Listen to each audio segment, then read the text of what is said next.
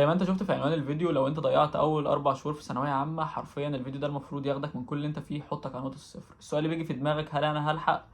بص، لو طبقت اللي انا هقول لك عليه، المفروض اقسم بالله انك تلحق. انا ليه بقسم بالله؟ لان الفيديو ده انا عارف انا عامل ايه والمفروض اقول لك ايه، تمام؟ لان انا والله بقالي فتره كبيره بكتب لك، والمفروض انت هتكون حاجه من اللي انا كاتبها دي. مش على اي فيديو تاني، اي فيديو عند اي حد تقول له انا ما بداتش، اصلا انا ما بداتش، هو مش هيبدا لك. فكك بقى من فيديوهات التحفيز بنت الوسخه اللي كانت دماغك، اللي بتخليك تذاكر ربع ساعه. معلش على ام اللهجه اللي انا بكلمك بيها، لان انا مش عايزك تجي لي في شهر 3 تقول لي انا ما بداتش. لك ليه؟ انت ممكن تيجي في شهر 3 تقول ما بداتش، لان المدرسين اللي انت ماشي معاهم بيجوا عند شهر 2 و3 وتلاقيهم بيجروا في المنهج. اقسم بالله بيجروا في المنهج ويكروتوا. اسال مجرب، اسال مجرب، اسال الدفعات اللي قبل كده. اصلا هي كل سنه نفس الحوار، المدرسين بيجوا يكتشفوا في شهر 2 مثلا او في اخر واحد اللي هو ايه ده، انا متاخر في المنهج، يلا بينا نكروت. ويبدا بقى ينزل لك فيديوهات تحفيز وبتاع ونشيد في جواك سوبرمان مني شويه. بس والله بجد انا عايزك تعرف ان انت اكتر حد عارف مصلحتك فين، واكتر واحد فاهم دماغك. فما تروحش لحد يعمل لك جدول، وما تقولش لحد اصلا انا ما بداتش. مهما كان اللي انت بتقول له، هو هيديك حاجه، هيديك جدول، هو ادى ل1000 غيرك، هو مش مهتم. انت ليه ممكن تكون وقعت اصلا؟ اول حاجه ممكن يكون كسل منك، تمام؟ كسل منك انك مش بتفتح المحاضرات، مش بتعمل حاجه، وفجاه لقيت الدنيا كلها كركبت فوق دماغك فقلت فاكس، تمام؟ وممكن بقى انك تكون ماشي مع مدرسين غلط. انا كل مره باكد على الحته دي، انت لو ماشي مع مدرسين غلط، انت مستني ايه؟ سواء كنت في سنتر سواء كنت اونلاين، انت مش بتفهم منه ومش بتعرف تحل معاه، تحل لوحدك، تمام؟ انت مستني امتى هتروح تشوف لك مدرس انت بتفهم منه وتقدر تحل معاه لوحدك؟ الحل ده اهم حاجه، اقسم بالله في ثانويه عامه صدقني الحل ده اهم حاجه. ويكون بيمرنك على مستويات عليا في الاسئله فانت تعرف تحل. لان امتحان ثانويه عامه مش بيجي سهل، هو بيجي فيه اسئله صغيره جدا قوي اللي سهله، وبيجي كتير صعب. مش بعقدك، بس انا بقول لك الحقيقه. حته المدرسين ارجوك حاول تحسنها. يتغير المدرس، تمام؟ وقلت لك تغيره ازاي؟ انك تخش على اليوتيوب تبحث باسم الماده اللي انت عاوز تشوفها، تمام؟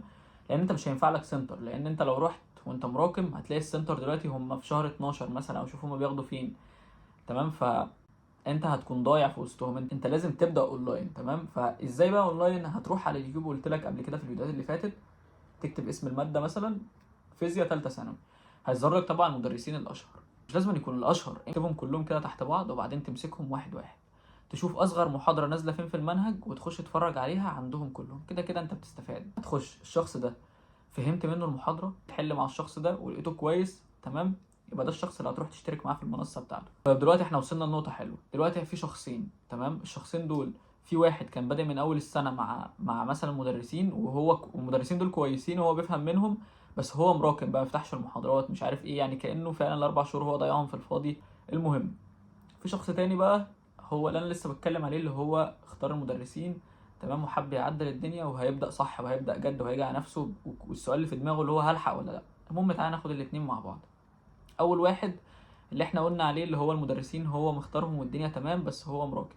دلوقتي انت تعمل لك جدول زي ما انا قلت في الفيديو اللي فات ده، عشان تنفذه صح لازم تزود عدد الساعات اللي انت بتذاكرها. المينيمم بتاعك 8 ساعات. اوعى تكون بتذاكر ساعتين 3 تلم متراكم. المفروض تعمل جدول. الجدول ده مين اللي يعمله؟ انت. بص، لو رحت بقى لحد يعمل لك الجدول ده، تمام، انت تاخد بعضك كده تقفل الفيديو ده وتروح تنام. اصل انت رايح للواحد تديله 200 جنيه تقول له اعمل لي جدول؟ انت مكسل حتى تعمل جدولك لنفسك وتقول لي هذاكر وهلم المتراكم. ما انت عشان تلم المتراكم وتستمر من الاخر، انت لازم تزود اول حاجه الوقت اللي انت بتذاكره. الساعتين اللي انت بتقعد تذاكرهم دول وتتفرج لي فيهم على المحاضره وفاكرهم مذاكره، دول ما لهمش لازمه. اصلا انك تتفرج على المحاضره دي مش مذاكره. المذاكره انك الحاجات اللي انت كتبتها والحل، هي دي المذاكره. انك تتفرج على المحاضره دي انت بتفهم لسه، ما تقوليش دي مذاكره. هنزودهم، تمام؟ ان المينيمم بتاعك يكون 8 ساعات بعد نومك ده. يعني ايه بتنام ل 14 ساعه؟ يعني عايز بقى تمشي جديد مع قديم، تمام؟ بس ده تمشي في العربي، يستحسن بلاش فيزياء وكيمياء قديم مع جديد عشان هتوه مني. لازم تخصص وقت في الاسبوع، هو ده اللي هتلم فيه المتراكم. مش كل يوم بتلم المتراكم، تمام؟ لازم تخصص بس وقت في الاسبوع ده اللي لم المتراكم. شوف بقى ايه الوقت الفاضي بتاعك. ما تقوليش ما عنديش وقت فاضي، حضرتك مش رجل اعمال. انت خلاص اقتنعنا ان انت عندك مذاكره، يبقى في وقت تحطه للمتراكم ده، والوقت التاني تحطه للجديد. يمكن في مدرسين انت ماشي مشترك معاهم وماشي معاهم في الشهور، مثلا فصل تالت ولا حاجه، وانت لسه بتلم الفصل الاول. الفصل الاول ده تحطه في الايام اللي هي قلت لك عليها، انت مخصصها للم المتراكم، وتمشي في الجديد عادي وتذاكر، تفتح المحاضره، تتفرج، تكتب الحاجات المهمه اللي انت عارف انك هتحل بيها وتستخدمها، تخش الحل تحل. تعال بقى نروح للشخص التاني اللي هو عايز يبدا من الصفر، وهو عايز يبدا من الدرس الاول حرفيا. بص، كيمياء وفيزياء، انا بصراحه ما درستش احياء، فانا مش عارف هي ينفع تلم فيها جديد مع قديم ولا لا.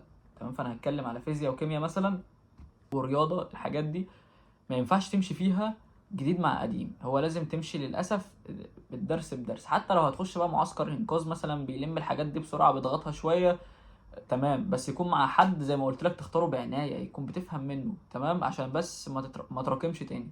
ده بقى اللي انت عايز ممكن تلم فيها جديد مع قديم، ممكن العربي ده عادي، تمام. لكن الكيمياء والفيزياء والحاجات دي لازم تمشي الدرس بدرس. حتى قلت لك لو عايز تمشي معسكرات انقاذ والحاجات دي اوكي، عادي. طب ايه ممكن يخليك تقع بعد كل الحاجات دي؟ انت ممكن تكون سمعت الفيديو ده وسمعت الكلام ده عند اشخاص كتير قوي، بس في حاجات انت بتعملها بتخليك تضيع حتى لو انت كنت بادئ وكنت شاطر وكنت كويس وماشي مظبوط. اول حاجه الضغط، تمام.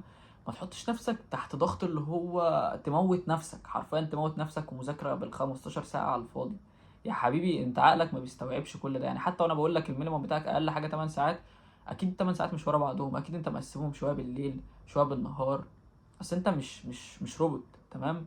احساس ان انت متاخر هو ده. تعالى بقى اقول لك ان قسما بالله في وقت، احنا في شهر 12، اكيد امتى بقى اقول لك ان مفيش وقت؟ والاكيد واحنا في شهر 3 هقول لك مفيش وقت. انا حاجه اقول لك ابدا من الصفر في شهر 3 وتروح تتفرج لي على فيديوهات كيف جبت 96% وانا بادئ في شهر 5.